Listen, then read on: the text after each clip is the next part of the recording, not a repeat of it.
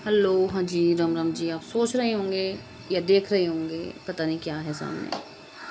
ये जस्ट अभी का अभी कुछ मेकिंग किया गया है, बनाया गया है। ये अपनी छोटी सिस्टर है। ये अपनी कला का कुछ क्या करते हैं, अपनी कला का कुछ नया बना, कला से अपनी आर्ट से कुछ नया पुराने कपड़ों से बनाते हैं। तो आपको दिखाएंगे जब ये कंप्लीट हो जाएगा। अब इसने एक दुपट्टे को 3 पट्टियों में फाड़ लिया। एक दुपट्टे को कितनी बार यूज कर लेगी? जितनी बार इससे मतलब कितनी बार इसके हाफ हाफ डिवाइड करे? 9। देखिएगा, ये जो अक्सर जो हम कपड़े लेते हैं इन पे चुन्नियाँ जो हमारी बच भी जाती हैं और वेस्ट भी हो जाती हैं, सिंथेटिक भी होती हैं। ये जॉर्जेट में है। बहुत सारी हमारे जो अपने सूट सलवार हम लेते हैं, कपड़ा ले रहे हैं, उन पर दुपट्टे जो बच जाते हैं, उसके बाद ये वैसे भाई देखो, पैसे वालों को तो आवश्यकता है नहीं किसी प्रकार की। उनके चाहे कपड़े बचो या ना बचो, चाहे वे कूड़े में गिरो चाहे कहीं भी गिरो, उनको अपने तरीके से कोई दिक्कत नहीं है। उन्हें ये बनाने की आवश्यकता भी नहीं है। ये लोग ये बना रहे जिनको जिनको अपने घर में पैसे से कुछ गिराया नहीं जाता, या फिर चलो फ्री बैठे तो ये आलतू फालतू का काम ही कर लो, वो तो मत करो। जो आपको पेमेंट देगा ये पेमेंट नहीं देगा, या बस पैरों में यूज होने वाला एक पायदान की तरह का बनने का। तो ये सबके लिए तो नहीं है। अब जो महिलाएं ऑफिस में जाएंगी तो ऑफिस में जाएंगी किसी बनाने बैठेंगी, या जो कुकिंग शेफ़ होगी या मास्टर शेफ़ होगी या फिर अपने अपने किसी फील्ड में होंगी, तो वे इस तरह के काम को क्यों करेंगी? ये इस तरह के जो कार्य है ना, ये असंख्य जो कार्य हैं घर में, हाउस मेकर के जो कार्य हैं, ये हैं वे कार्य। कभी सिलाई की मशीन पर बैठकर कुछ कपड़े को सिलना, कभी इस तरह की चीज़ों को बनाना, कभी कुछ और डेकोरेटिंग का बनाना, और कभी कुकिंग में कुछ नया बनाना। तो ये होम मेकर होता है।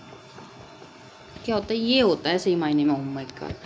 क्योंकि घर में रहने वाली एक वुमेन, एक महिला, एजुकेटेड तो है ही। वो जो उसकी डिग्री थी वो तो साइड होगी। अब जो उसने अपने बीएड पीजीटी टीजीटी वगैरह जिस लाइन से उसने अपनी डिग्रियाँ ली थी, वो तो साइड हो जाती है। डिग्री तो सिर्फ सोसाइटी में दिखाने के लिए ली जाती है कि भाई हमें एक पढ़ी लिखी डिग्री वाली बहू चाहिए, जो हम 4 लोगों को कह दें हमारी बहू तो बहुत पढ़ी लिखी है। बट उसकी पढ़ाई का कोई यूज नहीं होगा, मिसयूज होगा ऑल टाइम। उसे रोंग ही कहा जाएगा। उसकी जो मानसिकता है, उसका जो बुद्धि ज्ञान है, शून्य कर दिया जाएगा ससुराल में। उसे सिर्फ ये कार्य करना होगा कि फटी हुई चुन्नी है, इसे आप फाड़ के कैसे कैसे यूज करके कुछ नया बना के दिखाओ। तो ये हम आपको बता दें, ये था ये मेन कार्य। और वैसे खूबसूरत बन जाएगा।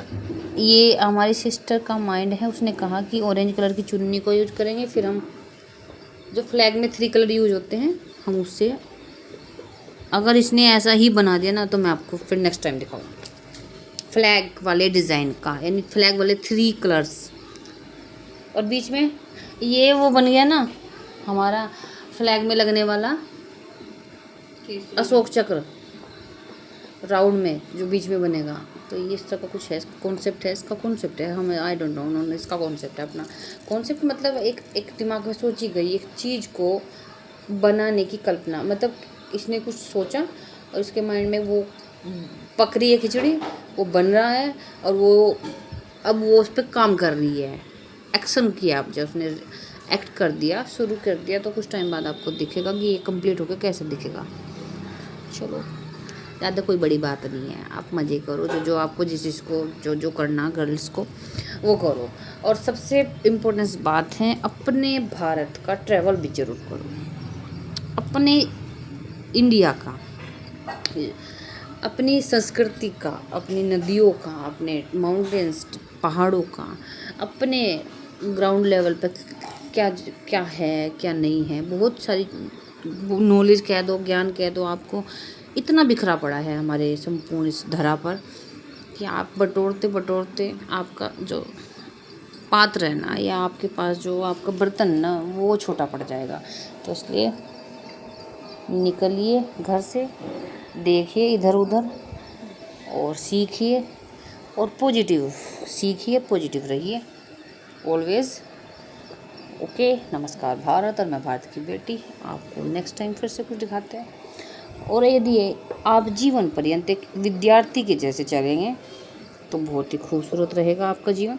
आप सकारात्मकता को लेकर चलेंगे तो और भी अच्छा रहेगा, क्योंकि आप किसी भी हानि में लाभ ढूंढेंगे या किसी भी गलत कार्य में अच्छा कुछ ढूंढेंगे तो आप सही दिशा में हारेंगे नहीं जीवन से, या फिर किसी से ईर्ष्या नहीं होगी आपके हृदय में, या किसी भी कार्य के प्रति आप डरेंगे, भयभीत नहीं होंगे यदि आप सकारात्मकता के साथ जिएंगे। अच्छा सुनिए, अच्छा बोलिए, कोशिश कीजिए उस समूह से, उस मंडली से, उस संगत से बाहर निकलने की, उस परिवार से या उस जगह से जहाँ गलत है, जो निगेटिव है, जहाँ दूसरों की आलोचनाएं होती है, दूसरों से ईर्ष्या होती है, या फिर कंपैरिजन, तुलना होती है, या फिर किसी भी प्रकार का निगेटिव कुछ भी होता है जहाँ आपकी ग्रोथ नहीं होती है। तो ऐसी जगह को छोड़िए, और इतना बड़ा हमारा भारत है कि आप घूमिए, देखिए, ट्रैवल कीजिए जब तक आपकी फिजिक्स सही है। बस इतना ही ठीक है, आज के संवाद में इतना ठीक है। नमस्कार भारत।